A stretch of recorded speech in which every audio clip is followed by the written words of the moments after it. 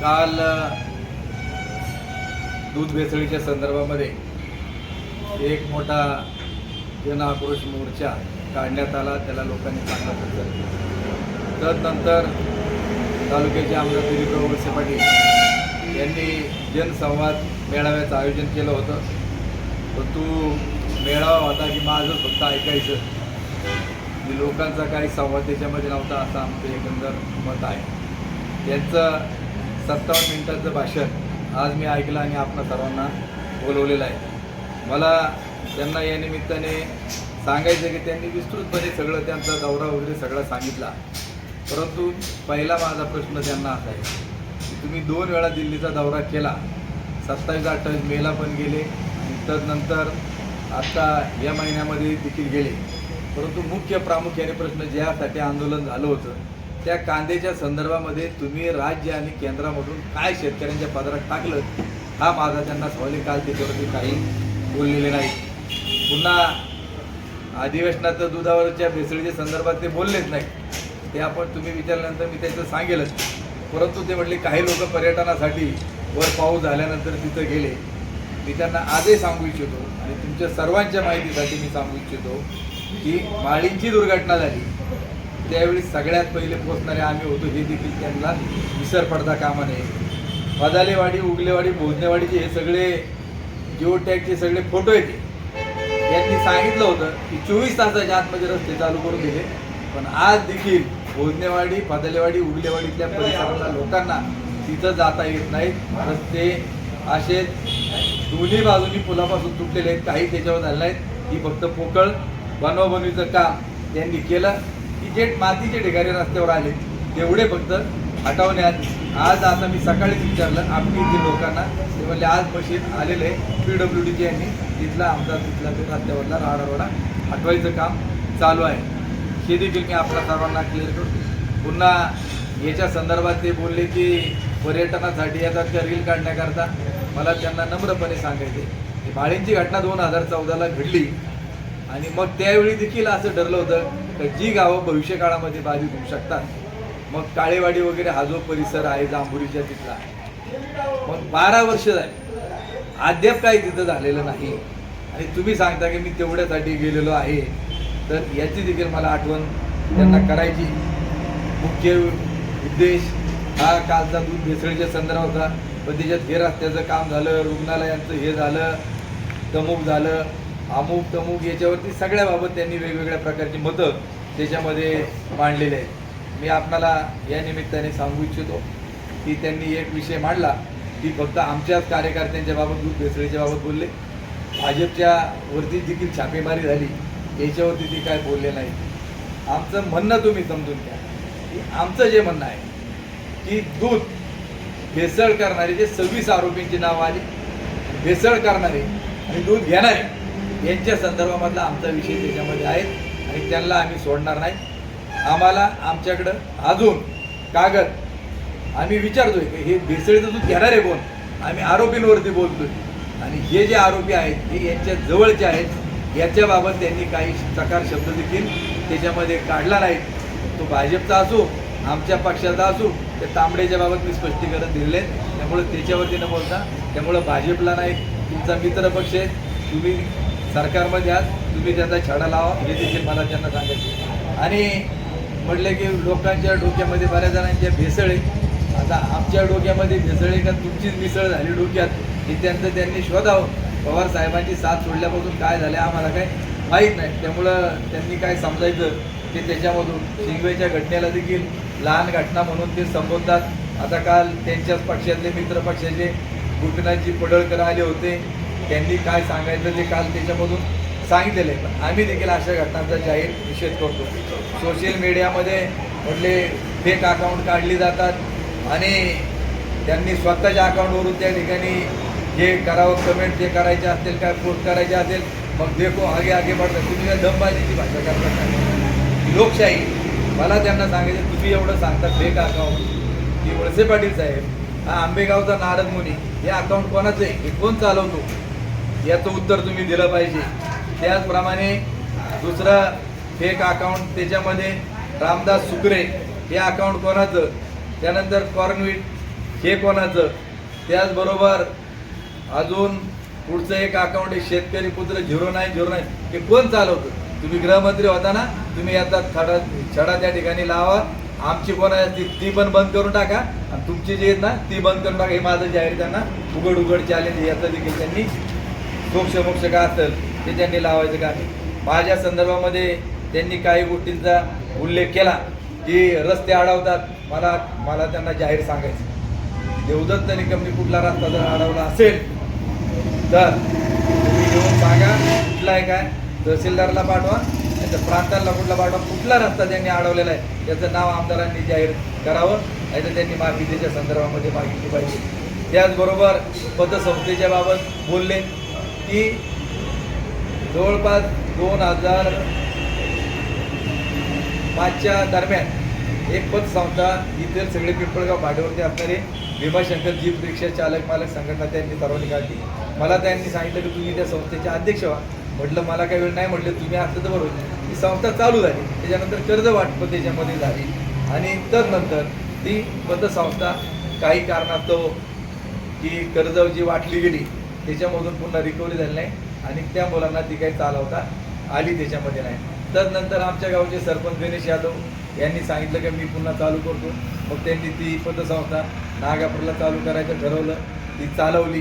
त्याच्यानंतर पुन्हा कर्ज काही थकली आणि त्याचे स्पष्टीकरण ह्या विषय विधानसभेच्या निवडणुकीच्या वेळी देखील यांनी तो मांडलेला होता. त्याबाबत संस्थेचे जे अध्यक्ष आहेत गणेश यादव त्यांनी स्पष्टपणे भूमिका मांडली. परंतु मी वळसे पाटलांना पुन्हा या निमित्ताने सांगू इच्छितो, जर कोणाचा 1 रुपया त्या संस्थेमध्ये जर बुडला असेल तर ती भरून देण्याची जबाबदारी देखील माझी त्या ठिकाणी राहील, कारण त्याचा फाउंडर मी होतो. पण आज तुम्ही या ठिकाणी जे बसलेला आहात तुम्हाला सांगितलं इथं की सातत्याने तुम्ही आमच्यावर खोटे नाटे आरोप करायचे. आम्ही आयुष्यात कोणाचा रुपया बुडवणार नाही आणि जर आमच्या माध्यमातून कोणाचा जर बुडला गेला असेल ती जबाबदारी देखील आम्ही स्वीकारतो. मी त्यांना सांगू इच्छितो की आता त्याच पतसंस्थेचं नाम वेगळं करून नामकरण करा. आता त्याच्यामध्ये रिक्षा चालक मालक ते राहिलेले नाहीत.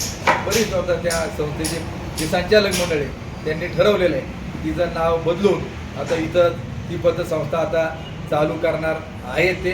आणि मी ज्यावेळी चालू करायची असेल त्यावेळी तालुक्याचे जे आमदार आहेत त्यांना देखील निमंत्रण दिलं जाईल, याची देखील त्यांनी नोंद घ्यावी. बरं झालं, त्याच्यातून चांगलं तरी काहीतरी उभं राहील.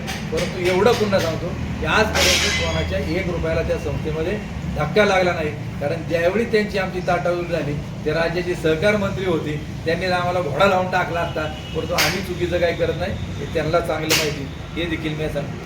तदनंतर त्यांनी मुरुम चोरीचा एक माझ्यावरती आरोप केला. मला त्यांना स्पष्टपणे सांगायचे की तुम्हाला देखील पत्रकार बांधवांना देखील ही गोष्ट माहिती असणं गरजेचं आहे. आता याच्यामध्ये 2016मध्ये प्रांत इथं कल्याण पांढरे म्हणून होते, त्यावेळी एक तक्रार माझ्या विरोधामध्ये करण्यात आली की आमची शेतजमीन कुटुंबाची, म्हणजे आता आमचं कुटुंब मोठं आहे आणि काही विभक्त वेगवेगळ्या माळ्यामध्ये आम्ही राहतो. परंतु एकत्रितरित्या शेती करत असताना सर्वांना वाटतं की हे सगळे एकाच्याच नावावरती किंवा काय, तर त्याच्यामध्ये आमचं निकम कुटुंब आहे, निगूड कुटुंब आमचं एकत्र आहे. तर त्यावेळी जमिनीची लेवल चालू असताना आमच्याच गावातला एक RTIचा कार्यकर्ता आहे, त्यांनी एक तक्रार केली आणि याच्यामध्ये स्पष्ट प्रांताच्या ह्याच्यात शिवाजीराव आढळराव पाटील आणि त्यावेळेचे महसूल मंत्री 2016ला यांनी या प्रकरणाची चौकशी झाली पाहिजे असं केलं आणि राजकीय दबावपोटी माझं नाव त्याच्यामध्ये टाकून, कारण माझा कुठलाही त्याच्यामध्ये 7 बाऱ्याला देखील नाव कुठल्या प्रकारचं माझं त्याच्यामध्ये नव्हतं, माझ्या नावाची जमीन देखील नव्हती आणि त्या याच्यामध्ये एकूण जो दंड त्याच्यामध्ये करण्यात आला तर ती दंडाची रक्कम 61,62,000 रुपये होती.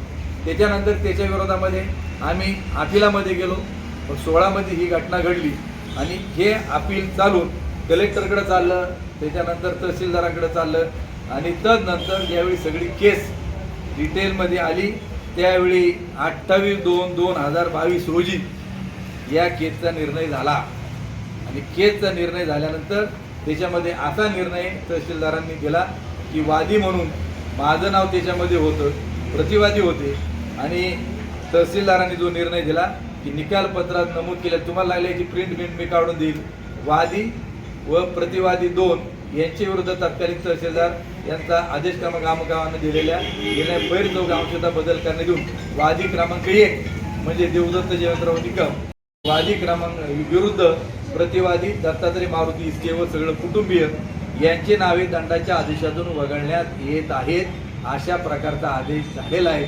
आणि मला आमदारांना सांगायचं आहे की तुम्ही ज्यावेळी आमदारची शपथ घेता त्यावेळी तुम्ही जे शपथीमध्ये घेतलेलं असतं की आता काय शपथ आहे ते आता जरा रेकॉर्डवरून आपल्याला काढावं लागेल, परंतु तुम्हाला खोटं बोलण्याचा नैतिक अधिकार घटनेमध्ये नाही, कोणाची बदनामी करण्याचा अधिकार नाही. मला या निमित्ताने सांगायचे, जर 25 लाख रुपये तुम्ही म्हटलात की मी सांगून माझ्या हातापायाचे पडले 25 लाख रुपये दंडावरती ते हे करण्यात झालं, आमदारांना माझं जाहीर आव्हान आहे, जर 25 लाख जर दंड झाला असेल ही ऑर्डर त्यांनी दाखवावी. 25 लाख मी दंड भरला असेल किंवा 10 रुपये भरला असेल ती पावती त्यांनी त्या ठिकाणी दाखवावी. आता 25 लाखाचं त्यांचं म्हणणं आहे, मी तुम्हाला ही ऑर्डर याच्यात निकालाची ही दाखवलेली आहे, तर त्यांनी माझ्या जो मानहानी केली, माझे म्हणजे काय आपण त्याला म्हणतो बदनामी केली, याबद्दल त्यांनी जाहीर माफी मीडियाच्या समोर मागितली पाहिजे. हे माझा त्यांना रोखटोक सवाल आहे. तुम्हाला कुणी असा घटनेने अधिकार, तुम्ही तालुक्याचे आमदार आहात, तुम्ही जबाबदारपणे त्या ठिकाणी पुराव्यानिशी बोललं पाहिजे. जसं मी पुराव्याने सांगतो, आढळराव पाटलांचं मी नाव घेतलं कारण त्यांचं नाव ह्या ऑर्डरमध्ये काही त्यांनी चौकशीची त्यावेळी मागणी कारवाईच्या बाबत केलेली होती. अशा प्रकारचा आहे. आणि ज्यांना तो दंड त्या केसमध्ये भरावा लागला ज्याची तो फक्त त्याची रक्कम आहे 1,01,400. हे 25 लाख यांनी आणले कुठून, याचं देवदत्त निकम यांच्या नावावर याचं उत्तर आमदारांना द्यावंच लागेल, सुट्टी नाही.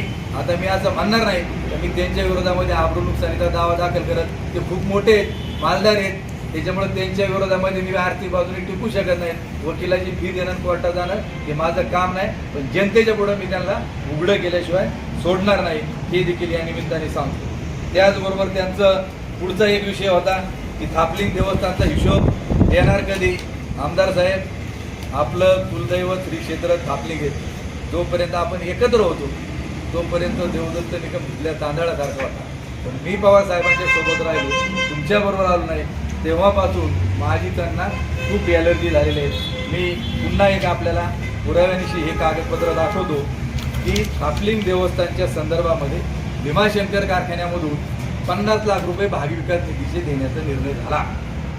आणि त्याचे आता काय निवडणुकीच्या काळात 8 करोड रुपये वाटले जाशील, कोणाचा एक कागद नाही, काय नाही. परंतु आता देवदत्त निकम त्या ट्रस्टचा अध्यक्ष आहे, ट्रस्टी तिथं आहे, ग्रामस्थ आहेत, पण अडवायचा कसा.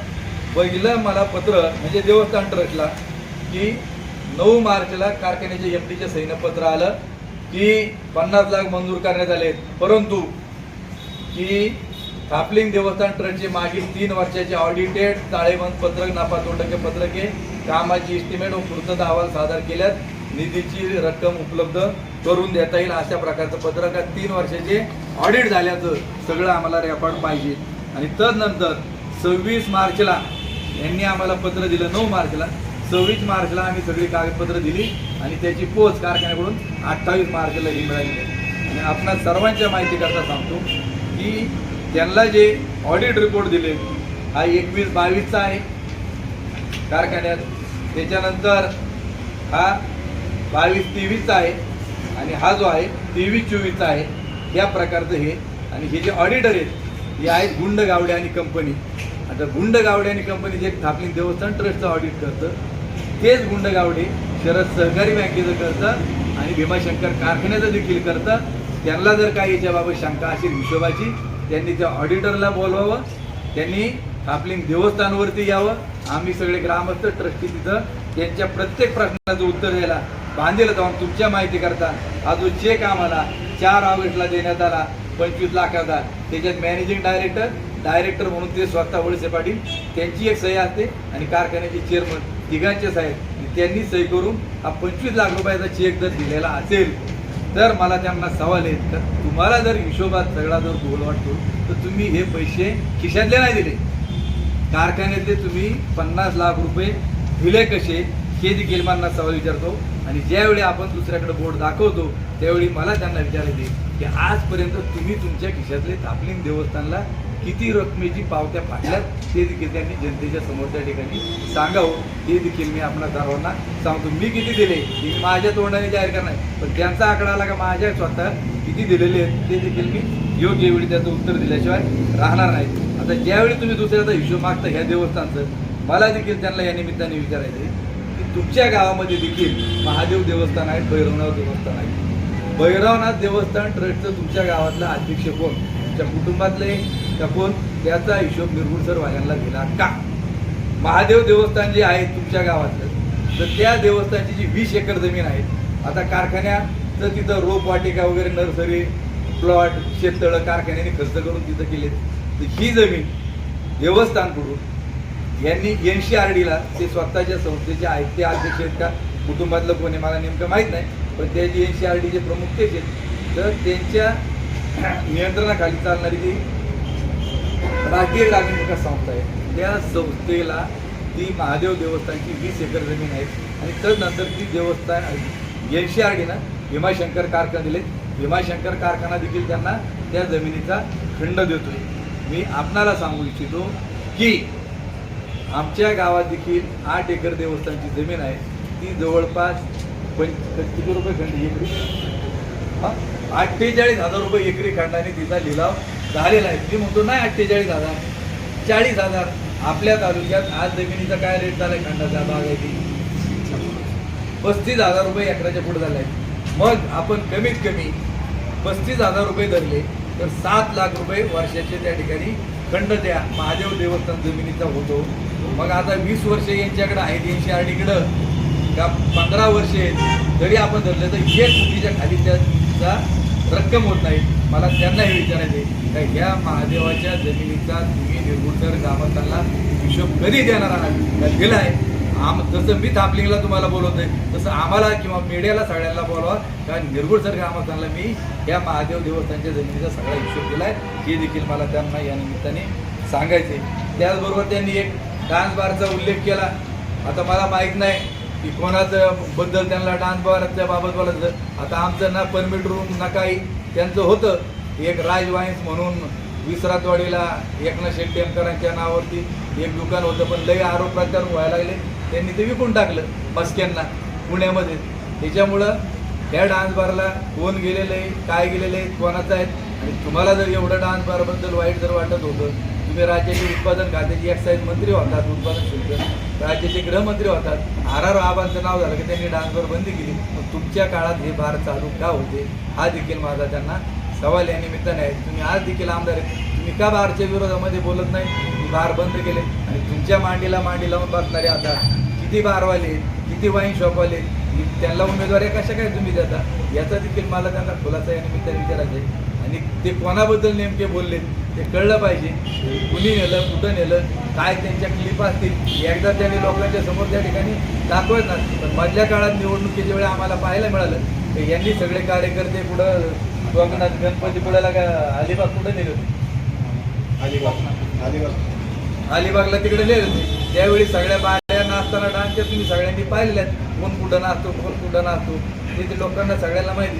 त्यामुळे त्याच्याबाबत त्यांनी काय सांगायचं काही कारण नाही. बिबटेच्या बाबत देखील आंदोलनाच्या संदर्भात ते बोलले काय असेल ते. मला एक त्यांना विचारायचं आहे की आम्ही सगळे शेतकरी या जिल्ह्यातले सगळी लोक आली होती, जुन्नर, आंबेगाव, शिरूर सगळ्यांनी आंदोलन केलं, म्हणून एक निर्णय त्या ठिकाणी झाला का पकडलेला बिबट्या त्या ठिकाणी सोडायचा.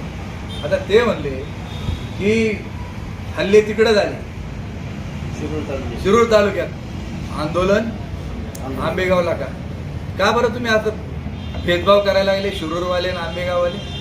अरे हा विषय राज्याचा आहे, देशाचा विषय, आणि त्याच्याकरता जर कोणी पुढाकार घेत असेल आणि या तालुक्यात कोणावरच हल्ला झाला, आपल्या ठाकरवाडीची काय नाव त्या महिलेचं, पूजा जाधव, नांदूरच्या ठाकरवाडीची महिला, तिच्यावर बिबट्याने हल्ला केला, ती त्याच्यामध्ये मयत झाली.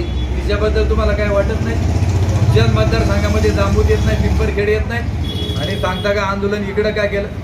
मग मला त्यांना विचारायचं आहे की आंदोलन जर तिकडची घटना घडली शिरूरमध्ये, आंबेगावमध्ये घडली, पण तुम्हाला माहीत नसेल, आंदोलन इथं का केलं? मला विचारायचं, भीमाशंकर कारखाना हा आंबेगावमध्ये, पारगावमध्ये, मग तिथं तुम्हाला कारखान्याच्या वार्षिक सभेला गोंधळ घालायला शिरूरवाले चालतात, तिथं वाल्ल्या चालतो का तुम्हाला? त्याच्याबाबत नाही काय बोलायचं, याच्यावर त्यांनी उत्तर द्यायला पाहिजे. त्याचबरोबर एक कुटुंबाच्या संदर्भामध्ये देखील मे 2024 मध्ये देखील मला देखील एका गुन्ह्यामध्ये अडकवण्याचा प्रयत्न केला.